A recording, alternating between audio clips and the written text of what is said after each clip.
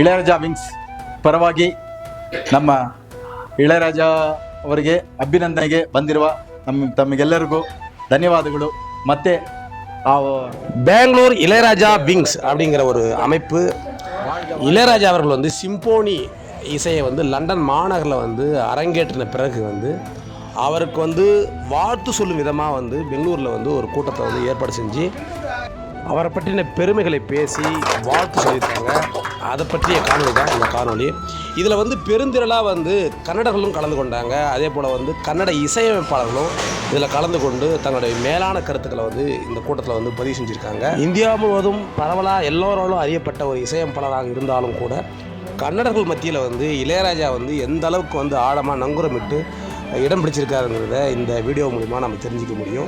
அந்த அளவுக்கு வந்து கன்னடர்கள் வந்து ஒவ்வொரு பாடலையும் அவருடைய இசைகளை வந்து அவர் கம்போஸ் பண்ண விதம், அவர் இசை குறித்து வந்து மேற்கோள் காட்டி அவங்க பேசின விதம் வந்து உண்மையிலேயே நம்மளை வந்து ஆச்சரியப்பட வச்சுது. பாரத் ரத்னா குத்துக்கிறது வந்து நிறைய பேருக்கு இறந்துட்ட பாரு குத்துக்கிறாங்க, சில பேருக்கு வந்து உயிரிழக்கும் போது கெட்சிக்குது. அந்த மாதிரி வந்து பெரிய பெரிய மகான்களுக்கே வந்து கிடைக்கும் போது கூட நம்ம அம்பேத்கர் மாரி மகான்களுக்கே கிடைக்கும் போது கூட செத்துட்ட பாரு தான் அதெல்லாம் வந்து கெட்சிச்சு நிறைய பேருக்குன்றது வந்து வரலாறு. அந்த மாதிரி நம்ம சார்பாக நாளைக்கே நான் ஒரு லெட்டர் வந்து கவர்மெண்ட் ஆஃப் இந்தியா பிரசிடெண்ட்டுக்கு எழுதலான்றது எல்லாருக்கும் ஒரு விஷயம் வந்து தெரிஞ்சு பற்றி பேசுகிறோம். இளையராஜாவை பற்றி பேசுகிறோம். எத்தனை பிள்ளைங்க நம்ம பசங்க மியூசிக் படிக்கிறாங்க. இது வந்து ஷேம் நம்மளுக்கு. நம்ம ரொம்ப பின்தங்கி இருக்கிறோம். ಇಳೆಯರಾಜನ ಹೆಸರನ್ನ ಕೇಳಿದ್ರೆ ಉಚ್ಚಾರಣೆ ಮಾಡಿದ್ರೆ ತಾನಾಗಿ ಅವ್ರ ಕಣ್ಣಲ್ಲಿ ನೀರು ಬರುತ್ತೆ ಅಂತೆ. ಅದು ಯಾವ ರೀತಿ ಅಂತ ಗೊತ್ತಿಲ್ಲ. ಇದಕ್ಕೆ 1800 ಜನ ಲೈಕ್ ಮಾಡಿದ್ದಾರೆ. ಅದಕ್ಕಿಂತ ಮೇಲಾದ ವಿಷಯ ಇದು ಮಾಡಿರೋದು. ಇದು ಭಾರತದಲ್ಲೇ ಯಾರು ಮಾಡದೇ ಇರೋಂಥ ಒಂದು ವಿಷಯ. ಇವರು ಈ ಸಂಗೀತದಲ್ಲಿ ಸಾಧನೆ ಮಾಡಿರೋದು ಇಲ್ಲಿ ಬಹಳ ಜನಕ್ಕೆ ಗೊತ್ತಿಲ್ಲ. ಇವರು ಬರೀ ಸಿನಿಮಾ ಸಂಗೀತಗಾರರು ತಾನೆ. ಇವ್ರ ಥರ ನಮ್ಮ ಹಂಸಲೇಖ ಅವ್ರ ಥರ ಒಬ್ರು ಇರ್ಬೋದು, ಇಲ್ಲ JK ವೆಂಕಟೇಶ್ವರ ಒಬ್ರು ಇರ್ಬೋದು, MSV ಥರ ಒಬ್ರು ಇರ್ಬೋದು, ಯಾರೋ TR ಮಹಾಲಿಂಗಂ ಥರ ಇರ್ಬೋದು ಅಂತ, AR ರಹಮಾನ್ ಥರ ಅಂತ ತಿಳ್ಕೊಂಡಿದ್ದಾರೆ ಅಷ್ಟೇ. ಇದು ಅದಲ್ಲ. ಈ ಮಾಡಿರೋ சாதனை ಬಂದು இவರಿಗೆಲ್ಲ மேலே கிராமத்தில் குக்கிராமம், அது ஒன்றுமே அறியாத ஒரு கிராமத்தில் வந்து இவ்வளோ பேர் ஒரு மேதை வந்து ஆகிறது வந்து சாதாரண விஷயமே கிடையாது. இதில் நடந்த ஒரு அதிசயம். இந்த அதிசயம் வந்து எப்பயோ ஒரு டைம் தான் நடக்கும். திருப்பியும் நடக்குமா? நடக்கலாம், நடக்காத போகலாம். ஆனால் நம்ம எல்லாரும் ಕಣ್ಣಾಲ பார்த்துக்கிறோம். ಸಾಂಗ್ ಕಂಪೋಸ್ ಮಾಡಿದೆ ನಾನು. ಈ ಸಾಂಗ್ ನನಗೆ ಗೊತ್ತಿಲ್ಲ. ಇದು ಒಂದು ಸಾಂಗ್ ನಾನು ಕನ್ನಡದಲ್ಲಿ ಕಂಪೋಸ್ ಮಾಡಿದೆ. ಅದನ್ನ ಸರ್ರೆ ಗುರುತಿಸಿ ಇದು ಇಳೆಯರಾಜದ ಒಂದು ಸಾಂಗ್ ಇದೆ ಅಂತ ಒಂದು ಹೇಳಿದ್ರು. ಅದಿನ್ನ ಖುಷಿ ಆಗೋಯ್ತು ನಮ್ಗೆ. ಏನಕ್ಕಂದ್ರೆ ಯಾವಾಗಲೂ ನಾವು ಇಳೆಯರಾಜ ನಾವು ಫೋಟೋ ಇಟ್ಟೆ ಮುಂದೆ ನಾವು ಕಂಪೋಸ್ ಮಾಡೋದು. ಯಾವಾಗಲೂ ಒಂದು ಅನ್ಸ್ಬಿಟ್ಟಿದ್ದೀನಿ ಒಂದು ಫೋಟೋ ಕೇಳಿನೇ ಎಲ್ಲನೂ. ಸಂಗೀತ ಅನ್ನೋದು ಒಂದು ಶಬ್ದದ ಮುಖಾಂತರ ಕಿವಿಗೆ ಹೋಗಿ ಅದು ತಲೆಗೆ ಬಂದು ಆಮೇಲೆ ಬಾಯಿಗೆ ಬರುತ್ತೆ. ಆ ಥರ ಅದು ರಾಜಾ ಸರ್ ವೈಬ್ರೇಷನ್. ಅದು ಇಂಡಿಯಾದಲ್ಲಿ 2 ಸಂಗೀತ ಇದೆ, ಒಂದು ಹಿಂದೂಸ್ತಾನಿ, ಒಂದು ಕರ್ನಾಟಕ ಅಂತೇಳಿ. ಕರ್ನಾಟಕ ಸಂಗೀತ ಮತ್ತು ಹಿಂದೂಸ್ತಾನಿ ಸಂಗೀತ ಅಂತ ಹೇಳ್ತಾರೆ. ಆ್ಯಕ್ಚುಲಿ ಕರ್ನಾಟಕ ಅನ್ನೋ ನೆಲಕ್ಕೆ ಪೂರ್ವ ಹೆಸರು ಬಂದು ಮೈಸೂರು ರಾಜ್ಯ ಅಂತ ಹೇಳಿ. ಅದು ಕರ್ನಾಟಕ ಆಗಿದ್ದು ಸ್ವಲ್ಪ ದಿನಗಳಿಂದ. ತುಂಬ ಜನ ಏನು ಅಂದ್ಕೊಳ್ತಾರೆ, ದಕ್ಷಿಣ ಭಾರತದ ಶಾಸ್ತ್ರೀಯ ಸಂಗೀತಕ್ಕೆ ಕರ್ನಾಟಕ ಅಂತ ಹೆಂಗೆ ಹೆಸರು ಬಂದ್ಬಿಡ್ತು, ಯಾಕೆ ತಮಿಳುನಾಡು ಸಂಗೀತ ಅಲ್ವಾ, ಆಂಧ್ರ ಸಂಗೀತ ಅಲ್ಲ, ಮಲಯಾಳಂ ಸಂಗೀತ ಅಲ್ಲ. ಅದಲ್ಲ. ಸಂಸ್ಕೃತದಲ್ಲಿ ಕರ್ಣ ಅಂದರೆ ಕಿವಿ, ಆಟಕ ಅಂದರೆ ಮೆಲೋಡಿ. கர்ண ஆட்டக்க கர்நாடக சங்கீதம். அது கர்நாடக சங்கீதம். இல்லை, நாங்கள் அதிகமாக இளையராஜா சாங்ஸ் தான் அதிகமாக கேட்போம். ಇಳೆಯರಾಜಾ ಸರ್ ಅಂದರೆ ತುಂಬ ಇಷ್ಟ. ಸಾಂಗ್ ಮಾಡಿದ್ದಾರೆ. ಅದರಲ್ಲಿ ನನಗೆ ಗೊತ್ತಿರೋ ಮ್ಯೂಸಿಕ್ಕು ಅದರಲ್ಲೆಲ್ಲ ನಾನು ಎಷ್ಟೋ ಪ್ರೋಗ್ರಾಮ್ ಇದು கச்சேரியிலெಲ್ಲ ನಾನು ஆடிட்டேன். ஆக்ஷன் இளையராஜா இன்னைக்கு அவர் ஆக்ஷனில் இருந்ததுனால தான் இன்னைக்கு சிம்பனி. இசை கேட்கும் போது எனக்கு அப்பப்போ அழுகு வரும். ஏரியாவில் ஒரு ஆர்கெஸ்ட்ரா மாதிரி பண்ணி ರಾಜಾ ಫೋಟೋ ವಚ್ಚಿ ಇದು ஒரு ವಿಳಾ மாதிரி பண்ணலான்ட்டு. ಭಾರತ ದೇಶದಲ್ಲಿ ಒಬ್ಬ ಮ್ಯೂಸಿಷಿಯನ್ಸು ಪ್ರತಿಯೊಬ್ಬ ಮ್ಯೂಸಿಷಿಯನು ಪ್ರತ್ಯೇಕವಾಗಿ ಒಬ್ಬ ಫಾಲೋ ಮಾಡ್ತಾರೆ ಅಂದರೆ ಅದು ಇಳೆಯರಾಜ ಒಬ್ಬರನ್ನೇ. ಸುಮಾರು ಋಷಿಮುನಿಗಳು ಸೇರಿ ಒಬ್ಬರಾಗಿ ಹುಟ್ಟಿದ್ದಾರೆ ಇಳೆಯರಾಜ ಅವರು. ಎಲ್ಲ கலைஞர்களுக்கு எல்லாருக்கும் வணக்கம். எனக்கும் வந்து இசையெல்லாம் வந்து இசை பற்றி தெரியாது. அதுக்குள்ளே ரொம்ப டீப்பாக வந்து நான் அறிவு சொன்ன மாதிரி ஆகட்டும், அண்ணன் சொன்ன மாதிரி ஆகட்டும், அந்த இசை பிரியரோட அதிகமாக நான் வந்து இசையை வந்து ரொம்ப நேசிக்கிறேன். அதில் வந்து ரொம்ப ஆழ்ந்த ஒரு இது வந்து நம்ம இதை இறங்கிட்டு இருக்கோம். அந்த மாதிரி டீப்பு நான் ஒருத்தர் வந்து ஒரு கருத்தை எழுதுறாரு. இளையராஜா என்னும் பெயரை உச்சரித்தாலே, இளையராஜம் என்னும் பெயர் உச்சரித்தாலே கண்கள் கலங்கும் அவரை நேசிக்கும் ஒவ்வொரு ரசிகனுக்கும்னு ஒரு ரொம்ப ಇದು ಉಣ್ಮೆಯಾನ ವಾರ್ತೆ. ಇದಕ್ಕೆ ಒಂದು ಲೈಕ್ ಒಂದು 1800 ಜನ ಲೈಕ್ ಮಾಡಿದ್ದಾರೆ. ಒಂದು ಯಾವುದೋ ಒಂದು ಬರ್ತಿದ್ದಾರೆ, ಒಂದು ಇಷ್ಟೇ ಸೆಂಟೆನ್ಸು, இளையராஜ என்னும் பெயரை உச்சரித்தாலே கண் கலங்கும் அவரை நேசிக்கும் ஒவ்வொருக்கும். இது எல்லாருக்கும் ஒரு சில ரொம்ப அனுபவிச்சு, அதை மேல் நோட்டத்துக்கு இல்லை நான் சொல்கிறது. அவரை ரொம்ப நேசிக்கிறவங்களுக்கு இது உண்மையான வந்து அப்போ அறிவு தான் வந்து அப்பப்போ நம்மளுக்கு சொல்லுவா மாதிரி. என்னன்னாக்கா இன்னும் நான் ஒரு பாட்டு கேட்டால் கண்ணில் தண்ணி வந்துடுது. இது நிறைய பேர்கிட்ட நம்ம உண்மையாக கேட்டிருக்கோம். நம்ம 40 வருஷமாக இதில் வந்து இந்த இசையில் வந்து இசை கேட்டுக்கிறோம், பாட்டுங்களை எல்லாரும் பாட்டும் கேட்டுக்கிறோம். இன்றைக்கி வரைக்கும் ஜென்ரேஷன் வரைக்கும் கேட்டுக்கிறோம். இன்றைக்கி ரொம்ப ஃபீக்கில் இருக்கிற அனிருத்தியுடைய இசையும் கேட்டுக்கிறோம். இதுக்கு முன்னால் இருந்த ரஹ்மான் இசை கேட்டுக்கிறோம், MS விஸ்வநாதன். அதாவது இது வரைக்கும் வந்து இசையமைப்பாளர்களுடைய இசை இது வரைக்கும் நம்ம கேட்டுக்கிறோன்றது ஒரு அர்த்தம். இதுக்கு அர்த்தம் புரிஞ்சுங்க, நீங்கள் கேட்டுக்கணும். இது வரைக்கும் எல்லாம் கேட்டுக்கிறோம். ஆனால் நம்ம மனசை உருக்கிறது, நம்முடைய நாடி ரத்தம் எல்லாம் உருக்கிறது வந்து எந்த இசைன்னு தான் நம்ம தேடி போயினுக்கிறோம். அதுக்கு நம்ம வந்து உள்ள உடன்பட்டுறோம். இன்றைக்கி அவ்வளோ சாதாரணமான வந்து ஒரு கிராமத்தில், குக்கிராமம், அது ஒன்றுமே அறியாத ஒரு கிராமத்தில் வந்து இவ்வளோ பேரம்மா ஒரு மேதை வந்து ஆகிறது வந்து சாதாரண விஷயமே கிடையாது. இது ஏதோ ஒரு உலகத்தில் நடந்த ஒரு அதிசயம்னு நினச்சிக்கணும். இந்த அதிசயம் வந்து எப்பயோ ஒரு டைம் தான் நடக்கும். திருப்பியும் நடக்குமா? நடக்கலாம், நடக்காத போகலாம். ஆனால் நம்ம எல்லாரும் கண்ணால் பார்த்துக்கிறோம். இதுதான் நம்மளுக்குடைய பெருமை. இது நம்ம எல்லாமே இந்த ஜென்ரேஷனில் யாரோ ஒருத்தர் இளையராஜான்னு ஒருத்தர் இருந்துக்கிறாரு, அதை நம்ம டிவியில் பார்க்குறோம், இன்றைக்கி பார்த்துக்கிறோம். அந்த மனுஷனுக்கு கூட ஒன்றும் பேச தரல. அங்கே ஸ்டேஜில் பார்த்துருக்குவீங்க நேற்று எல்லாம் அந்த லண்டனில் அவ்வளோ ஜனம், வெளியெல்லாம் ஜனம், என்ன மாரி ஜனங்க. அவங்கள கேட்கும் போது ஒவ்வொருத்தரும் கண் கலங்குறாங்க. நீங்கள் பார்க்கும்போது உள்ளே பார்த்துருந்தேன், நீ வந்து கூப்பிடும் போதெல்லாம் ஒருத்தரும் கண் கலங்குறாங்க. அப்படியே பார்த்துட்டு அவர் வந்து என்னன்றார், 2 வார்த்தை பேச வைக்கிறாங்க அவர் அந்த நோட்ஸ் நான் அதுக்கு எழுதணுமோ அந்த தயாரியுடைய அங்கே அவங்களுக்கு சப்மிட் பண்ணிட்டு அந்த கண்டக்டருங்களுக்கு சப்மிட் பண்ணிட்டு அதை வாசிக்கும் போது அதோடைய பெருமை நம்மளுக்கு அது என்னன்னு தெரில. ஆனால் உலகம் ஃபுல்லாக அது தெரிஞ்சவங்களுக்கு தான் தெரியாது. இசை பற்றி எனக்கு அவ்வளவும் தெரியாது. இசை ரசிக்க மட்டும் தான் தெரியும் எனக்கு. நான் அடிக்கடிக்கு மதன்கிட்ட சொல்லுவேன், விஜயாண்ட சொல்லுவேன். இசை கேட்கும் போது எனக்கு அப்பப்போ அழுகு வரும். அது நம்ம மதன் என்ன சொல்லுவார், உனக்கு மட்டும் இல்லை எனக்கு அந்த அழுகு வருது அப்படின்னு சொல்லுவார். ஆனால் இப்போ நான் என்னன்றேன்னா, இப்போ நம்ம இசைக்கும் எங்களுக்கு ஒரு சுதந்திரம் கட்சி மாதிரி. இப்போ எங்களுக்கு சுதந்திரம் எப்போ கட்சிச்சு அது எனக்கு தெரியாது. பட் இசையில் வந்து இப்போ எங்களுக்கு சுதந்திரம் கட்சி மாதிரி. ನಮ್ಮ ದೇಶದಲ್ಲಿ ಎಲ್ಲ ಚಟುವಟಿಕೆಗಳು ಬಹಳ ಮುಖ್ಯವಾದದ್ದು. ಒಂದು ಸ್ಪೋರ್ಟ್ಸ್ ಆಗಿರ್ಬೋದು, ಒಂದು ಕಲೆ ಇರ್ಬೋದು, ಡ್ರಾಯಿಂಗ್ ಇರ್ಬೋದು, ಒಂದು ಸಂಗೀತ ಇರ್ಬೋದು, ಎಲ್ಲದರಲ್ಲೂ. ಆದರೆ ಒಂದು ಸ್ಪೋರ್ಟ್ಸಲ್ಲಿ ಯಾರೋ ಒಂದು ಗೇಮ್ ಆಡ್ತಾರೆ ಅಂದರೆ ಅದು ಮುಖ್ಯನೇ. ಅದ್ರ ಬಗ್ಗೆ ಆ ಚಿನ್ನದ ಪದಕ, ಒಂದು ಕಂಚು, ಒಂದು ಹಿತ್ತಾಳೆ, ಯಾವುದೋ ಒಂದು ಬೆಳ್ಳಿ, ಇದನ್ನೆಲ್ಲ ಗೆಲ್ತಾರೆ ಅನ್ಬೇಕಾದ್ರೆ ಅದಕ್ಕೆ ನಮ್ಮ ಭಾರತದ ಸರ್ಕಾರ ಅವರಿಗೆ ಕೊಡುಗೆಗಳನ್ನು ಕೊಡುತ್ತೆ, ಭಾಳ ಫೆಸಿಲಿಟಿಗಳು ಕೊಡುತ್ತೆ, ಗೌರವ ನೀಡಿ ಅವರಿಗೆ ಒಂದು ಅಧಿಕೃತ ಒಂದು ಅಂಗೀಕಾರ ಕೊಡುತ್ತೆ. ಆದರೆ ಇದು ಬಂದು ನಿಜವಾದ ವಿಷಯ ಏನಂದ್ರೆ, ಅದಕ್ಕಿಂತ ಮೇಲಾದ ವಿಷಯ ಇದು ಮಾಡಿರೋದು. ಇದು ಭಾರತದಲ್ಲೇ ಯಾರು ಮಾಡದೇ ಇರೋವಂಥ ಒಂದು ವಿಷಯ. ಇವರು ಈ ಸಂಗೀತದಲ್ಲಿ ಸಾಧನೆ ಮಾಡಿರೋದು. ಇಲ್ಲಿ ಬಹಳ ಜನಕ್ಕೆ ಗೊತ್ತಿಲ್ಲ, ಇವರು ಬರೀ ಸಿನಿಮಾ ಸಂಗೀತಗಾರರು ತಾನೆ. ಇವ್ರ ಥರ ನಮ್ಮ ಹಂಸಲೇಖ ಅವ್ರ ಥರ ಒಬ್ರು ಇರ್ಬೋದು, ಇಲ್ಲ JK ವೆಂಕಟೇಶ್ವರ ಒಬ್ರು ಇರ್ಬೋದು, MSP ಥರ ಒಬ್ರು ಇರ್ಬೋದು, ಯಾರೋ TR ಮಹಾಲಿಂಗಂ ಥರ ಇರ್ಬೋದು ಅಂತ, AR ರಹಮಾನ್ ಥರ ಅಂತ ತಿಳ್ಕೊಂಡಿದ್ದಾರೆ ಅಷ್ಟೇ. ಇದು ಅದಲ್ಲ. ಈ ಮಾಡಿರೋ ಸಾಧನೆ ಬಂದು ಇವರಿಗೆಲ್ಲ ಮೇಲೆ ಬಹಳ ಒಂದು ಅಧಿಕೃತವಾಗಿ ಕೆಲವೊಂದು ಇದು ಹೇಳ್ತಾ ಇದೆ ಅಂದರೆ, ಸಿಂಫನಿ, ಫಾದರ್ ಆಫ್ ಸಿಂಫನಿ, ಆ ಸಿಂಫನಿಯ ಪಿತಾಮಹರು ಯಾರಂತ ಭಾಳ ಜನಗಳನ್ನ ಹೇಳ್ಕೊಂಡ್ ಬರ್ತಾರೆ. ಅದರಲ್ಲಿ ಭಾಳ ಪ್ರಮುಖದನ್ನ ಬ್ಯಾಕ್ ಆ್ಯಂಡ್ ಮತ್ತು ಬೀಥೋವನ್, ಮೊಜಾರ್ಟ್ ಮತ್ತು ಶೂಬರ್ಟ್ ಅನ್ನೋರ್ನೆಲ್ಲ ಹೇಳ್ತಾರೆ. ಕೆಲವೊಂದು ಅಧಿಕೃತವಾಗಿ ಸಂಗೀತಗಾರರು ಈಗ ಕಂಡುಹಿಡಿದಿರೋದು ಇಳೆಯರಾಜಾ ಅವರಿಗಿಂತ ಮೇಲಾಗಿ ಮಾಡಿರುವಂಥ ಸಾಧನೆಗಳು ಇವರು ಮಾಡಿರೋದು ಅವರು ಕೂಡ ಮಾಡಿಲ್ಲ ಅನ್ನೋ ವಿಷಯನ ಹೇಳ್ತಾ ಇದ್ದಾರೆ. ಇನ್ನೊಬ್ಬರು ಬಂದು ಇವರ ಕಾಲಘಟ್ಟಗಳನ್ನ ಒಂದು ಈಗ ನಮ್ಮ ಭಾರತದಲ್ಲಿ ನಮ್ಮ ಕಾಲಗಳನ್ನ 4 ಕಾಲಗಳನ್ನಾಗಿ ವಿಂಗಡಿಸಿದ್ದಾರೆ. ಒಂದು ಬಂದು ಅದೇ ತ್ರೇತಾಯುಗ, ದ್ವಾಪರ ಯುಗ, ಕಲಿಯುಗ, ಇನ್ನೊಂದು ಯಾವುದೋ ಕೃತಯುಗ ಅಂತ ಹೇಳಿದ್ದಾರೆ. ನಾನು ಇನ್ನು ಮುಂದೆ ಹೇಳಿಬಿಟ್ಟೆ, ಆ ಥರ ಹೇಳ್ತಾರೆ. ಆ ಥರ ಬಂದು ವರ್ಲ್ಡ್ ಲೆವೆಲಲ್ಲಿ ಪ್ರಪಂಚದ ಕೆಲವು ಕಾಲಗಳನ್ನು ವಿಂಗಡಿಸಿದ್ದಾರೆ. ಒಂದು 6 ಭಾಗಗಳಾಗಿ ವಿಂಗಡಿಸ್ತಾರೆ. ಅದರಲ್ಲಿ 1, 2, 3, 4, 5, 6 ಅಂತ. ಅದರಲ್ಲಿ ಒಂದು 4ನೇ ಭಾಗ ಯಾವುದನ್ನಂತಂದ್ರೆ ನಾನು ಅದು ಮರ್ತೋಗಿದ್ದೆ. 4ನೇ ಭಾಗ ಬಂದು ಕ್ಲಾಸಿಕಲ್ ಕಾಲ ಅಂತ ಹೇಳ್ತಾರೆ. ಅದು ಎಲ್ಲಿಂದ ಎಲ್ಲಿವರೆಗೆ 1750ರಿಂದ 1820ರವರೆಗೂ ಇದೆ ಅಂತ. ಆ ಕಾಲ ಬಂದು ಕ್ಲಾಸಿಕಲ್ ಯುಗ ಅಂತ ಕರೀತಾರೆ. ಒಬ್ಬ ಮನೋತತ್ವ ಅವರು நிபுணರು ಅಂದ್ರೆ ரொம்ப சந்தோஷமாக இருக்குது.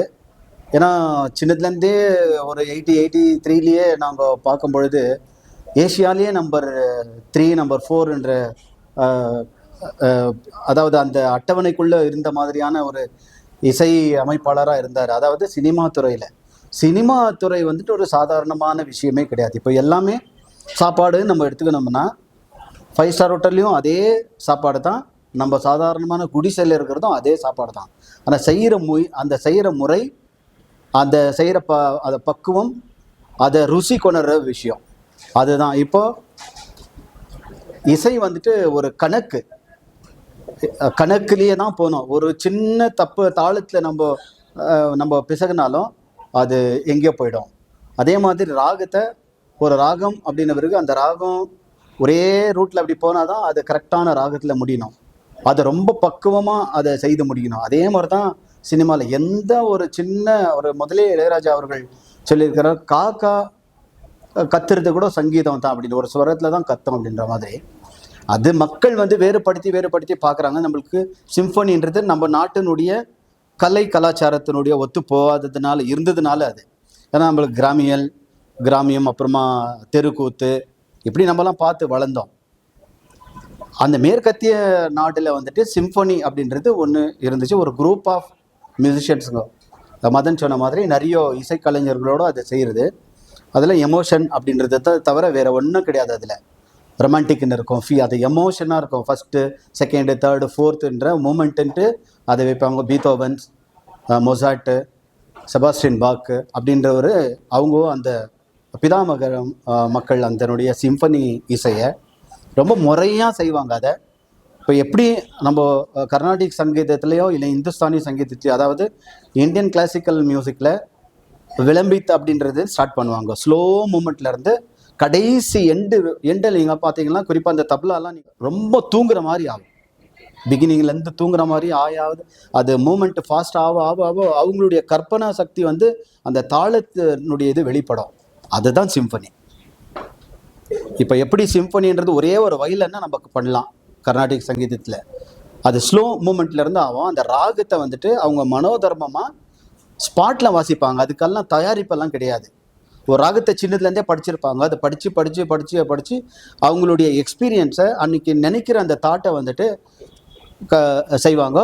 அதே மாதிரி இப்போ அவங்களுக்கு பக்கவாத்தியமாக வாசிக்கிறவங்க, மிருதங்கமோ தப்லாவோ வாசிக்கிறவங்க, அவங்களுக்கு ஒரு அண்டர்ஸ்டாண்ட் இருக்கும். இவர் இந்த இடத்துல தான் முடிப்பார், இந்த இடத்துல தான் ஸ்டார்ட் பண்ணுவார் அப்படின்றது அவங்களுக்கு விஷயம் தெரியும். ஆனால் சிம்பனி வந்து நாள் கணக்கில் ப்ராக்டிஸ் பண்ணணும். ஏன்னா எழுதப்பட்டது. ஏன்னா அந்த மனோதர்மமாக நீ வாசிக்கிற மாதிரியே இல்லை, அது சோலோன்னு கொடுத்துருவாங்க. சிம்பனி வந்து எல்லாமே ஒட்டு மொத்தமாக தனி ட்ராக்ஸில் இருக்குவாங்க எல்லாம். ஆனால் ஒரே போய் சேர்ற இடம் ஒரே மாதிரியாக இருக்கும். ஒரு 10 ட்ராக் இருந்துச்சுன்னா 10 ட்ராக்கில் போய் நிற்போம். ஆனால் போய் சேர்ற இடம் ஒன்றா இருக்கும். அந்த மாதிரி ஒரு ஜி மைனர் அப்படின்ட்டு ஒன்று ஸ்டார்ட் ஆகும். எட்டியூட் இன் ஜி மைனர் அப்படின்னு ஸ்டார்ட் பண்ணுவாங்க. அப்படிதான் அதுக்கு பேர். Minuet in G, minuet in G major, D major அப்படின்ட்டு அதுக்கு மினிட் இன் வைக்குவாங்க. அது சிம்பனிஸ். ரொம்ப அழகாக இருக்கும் அதை கேட்குறதுக்கு. நான் தான் இளையராஜா என்று எனக்கு ஒரு கர்வம். ஏன்னா நம்மளிலேருந்து ஒருத்தர் போயிருக்கிறாரு, உயர்ந்து பார்க்குற லெவலுக்கு போயிருக்கிறாரு. இன்னைக்கு அவர் பண்ணுறது நான் தாடா பண்ணேன் அப்படின்ற மாதிரி ஒரு பெருமை. அந்த சந்தோஷத்தை தான் நம்ம கூடியிருக்கிறோம். அதை மக்களுக்கு, நம்மளுடைய பிள்ளைகளுக்கு இசைக்கலைஞர்களாக உருவானா, music teachers discipline, music teachers as the culture, humanity எல்லாமே சயின்டிஃபிக்காக ப்ரூவ் ஆகிக்குது மியூசிக் படித்தா அப்படின்னு. எனக்கு பிராமண பாருங்க, இங்கே யாருன்னா பிராமணர் இருந்தால் கூட அவங்களுக்கு சல்யூட் தான். ஏன்னா அவங்க கற்றுக்கிற முறை, அவங்க வளர்கிற விதம், அவங்க கட்டுப்பாட்டோடு இருக்கிற விஷயம். ஒன்று மந்திரம் கற்றுக்கிறான், இல்லைன்னா மியூசிக் படிக்கிறான். மியூசிக் நேர்த்தியாகவே இருப்பான். மியூசிக்கு ஏன்னா ரொம்ப குரு பக்தின்னு இருக்கும். சாதாரணமாக காலில் விழுந்துடுறாங்க. இப்போ நான் கூட போனால் என்னை விட 6 வயசு 7 வயசு பெரியவங்களாக்குவாங்க. ஒரு பெரிய ஐஏஎஸ் ஆஃபீஸர் அவங்க திடார்னு காலில் விழுந்துடுறாங்க. சார் நீங்கள் நமக்கு ಹೇಳ್ಕೊಡೋ குருவன், சார் நீங்கள் ದೊಡ್ಡவருன்னா கூட அவங்க இல்லை அது அந்த பணியும் அவங்களுக்கு வந்துடுறதுனால என்ன ஆகுது, முறையாக கற்றுக்கின்னு அவங்க பெரிய லெவல் ஆகுறாங்க. அவங்க வாழ்க்கை செம்மையாக இருக்குது. நம்ம படின்றோம், படிக்கிற கூடவே பசங்களுக்கு ரிலாக்ஸுக்கு மியூசிக் கண்டிப்பாக வேணும். இன்றைக்கி இருக்கிற காலகட்டத்தில் நான் போகிற இடத்துலலாம் சுமார் 100-150 பசங்க அப்பா அம்மாங்க வெளியே காத்துனுக்குறாங்க. நம்ம ஏரியாங்களில் தான் இது ரொம்ப பெரிய ஒரு வருத்தத்திற்குரிய விஷயம். அப்படின்னா நம்ம குடும்பங்களில் இசை மேதைகளாக வச்சுக்கோ. இன்றைக்கி நம்ம சாதாரணமாக மதன் மகன், என் மகன், இப்போ இவர் மகன் எல்லாரும் சேர்ந்து ஒரு பாட்டு இளையராஜாவை ப்ரெசென்ட் பண்ணி தான் எவ்வளோ ஒரு மெருகாக இருந்திருக்கும். அது நீங்கள் அதை யோசனை பண்ணி பாருங்கள். அதை நம்ம செய்திருக்கணுமா இருந்துச்சு. இப்போ வரைக்கும் ஒரு கேள்விப்படாத விஷயம் என்னன்னாக்கா, ஒரு சினிமா நடிகனுக்கு ஒரு சூப்பர் ஸ்டார்ன்ற யாரும் எந்த நடிகராக இருக்கட்டும், அது எந்த ஸ்டேட்டில் இருக்கும். இங்கே டாக்டர் ராஜ்குமார் ஆகட்டும், தமிழ்நாட்டில் வந்து சூப்பர் ஸ்டார் ரஜினிகாந்த், இந்தியாவில் எந்த ரசிகர் எவ்வளோ கொண்டாடுறாங்களே ஒரு நடிகர், அந்த அளவுக்கு வந்து இளையராஜா வந்து தமிழ்நாட்டில் ஒண்டி கொண்டாடிக்கிறாங்க. இது எந்த இசையமைப்பாளருக்கும் கிடையவே கிடையாது. இப்படி உலகத்திலே இல்லை. எப்படி இது நடக்குது? அவர் வந்து எதை சொல்லி எனக்கு ரசிகர் கூட்டம் ஆரம்பிங்க, எனக்கு ரசிகர் மன்றங்க வைங்க, இதெல்லாம் சொல்ல அந்த ஜனங்களை உணர்வுல தூண்டுது பாரு. அது அப்போ தூண்டி ஒரு ஒரு நடிகனுக்கு எந்த அளவுக்கு இந்த காலகட்டத்தில் நான் சொல்ல, கிட்டத்தட்ட வந்து 90 காலகட்டத்தில் வந்து நீங்கள் எல்லாம் 90ல் கிட்ஸ் இங்கே இருந்தாக்கா அது உங்களுக்கு சொல்கிறேன். 90ல் வந்து எந்த படத்துக்குமே நடிகரை கட் அவுட் வைக்க மாட்டாங்க. இளையராஜாக்கு தான் கட் அவுட் வச்சுக்குவாங்க. நீங்கள் யூடியூப்ல நீங்கள் கூட எடுத்து பார்த்தாலும் தெரியும். இது எப்படின்னு தெரியல, யாரும் கட் அவுட் வையின்னு சொல்ல. இது எப்படி அந்த நடக்குது? இது நடக்குதுன்றது நம்ம சிந்திச்சு பார்க்கணும். ஒவ்வொன்றும் சிந்திச்சு பார்த்து இன்னைக்கு வந்து அவருக்கு வந்து அவரே சொல்கிறார், அவரே அட்ரஸ் பண்ணிக்கிறாரு, செல்ஃப் அட்ரஸ் பண்ணிக்கிறார். என்னன்னு பண்ணிக்கிறார்? இன்கிரெடிபிள் இளையராஜா. இது இளையராஜாக்கு வந்து இன்னைக்கு கவர்மெண்ட் ஆஃப் இந்தியா அவரை வந்து மதிச்சு இன்னைக்கு அனுப்ப வேண்டிய ஸ்தானத்தில் இருக்கு. என்னவோ தெரில. இப்போ நம்ம என்ன கிரிக்கெட் பார்த்துக்கிறோம், இன்றைக்கி ஒரு final match New Zealand Indian cricket match பார்க்குறோம். அந்த ஸ்போர்ட்ஸுக்கு நம்ம எவ்வளோ வேல்யூ கொடுக்குறோம், அதுவும் தேவை நம்மளுக்கு. அதுவும் தேவை நம்மளுக்கு. இன்னொன்றும் தேவை, கர்நாடிக் இசை தேவை, வெஸ்டர்ன் இசை, எல்லாமே மியூசிக்னு இல்லை. ஸ்போர்ட்ஸ் விட்டு அதர்ஸ் ஆர்ட்ஸ் ஆக்டிவிட்டீஸ் எல்லாமே தேவை. ஆனால் அதுக்கு கொடுக்குற அந்த ரெஸ்பெக்ட் வந்து இன்றைக்கி ஒரு உலக சாதனை பண்ணி ஒரு யாரோ ஒருத்தர் நம்ம வந்து ஒலிம்பிக்கில் வந்து ஒரு கேம் வின் ஆன உடனே என்ன பண்ணுறாங்க, அவங்கள ரொம்ப பாராட்டி அவங்கள ரொம்ப மதிப்போடு கூட்டின்னு வரோம்.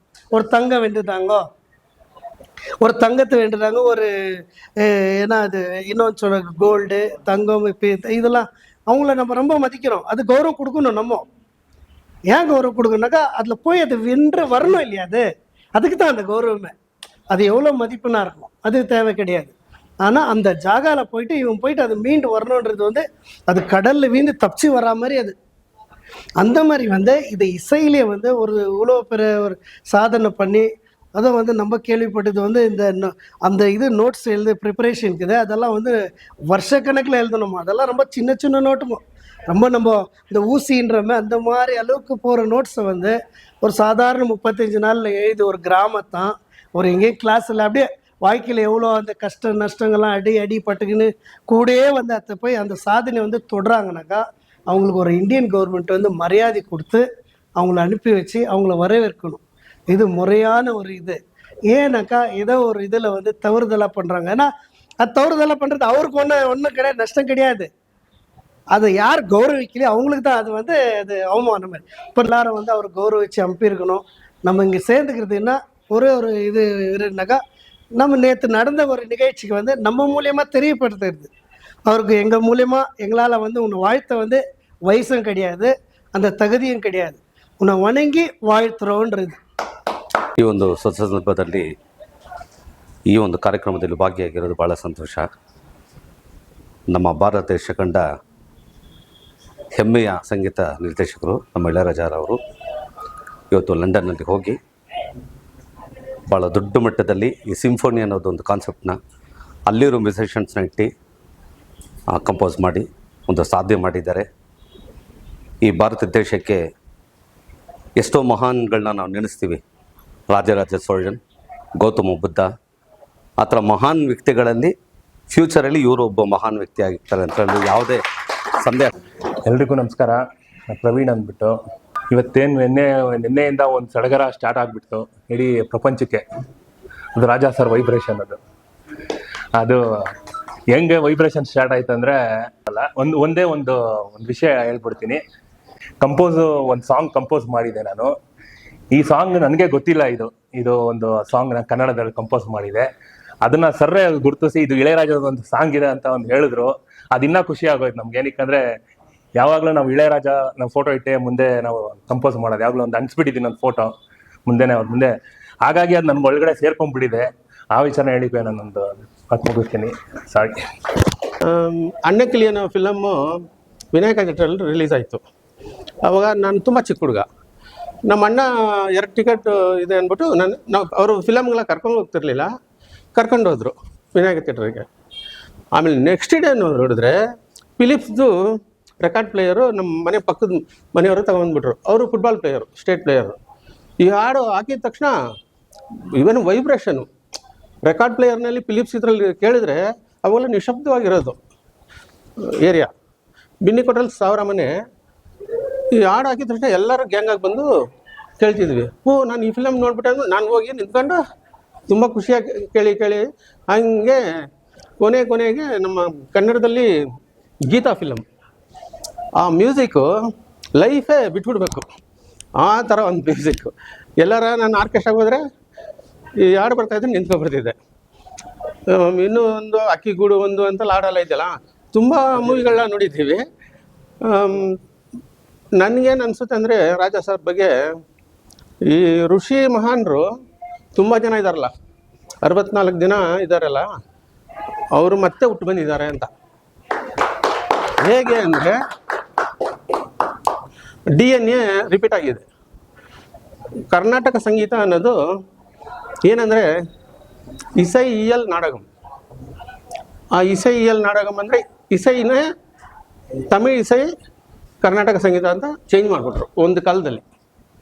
ಈಗ ಆಂಧ್ರ, ಕೇರಳ, ತಮಿಳ್ನಾಡು, ಕರ್ನಾಟಕ ಇವರೆಲ್ಲ ನಾವೆಲ್ಲ ಬ್ರದರ್ಸೇ, ಒಬ್ಬರೇ. ನಾವೇನೋ ಸ್ವಲ್ಪ ದೂರ ಹೋದ್ಮೇಲೆ ಸ್ವಲ್ಪ ಭಾಷೆ ಚೇಂಜ್ ಮಾಡಿ ಮಾತಾಡ್ತಾ ಇದ್ದೀವಿ.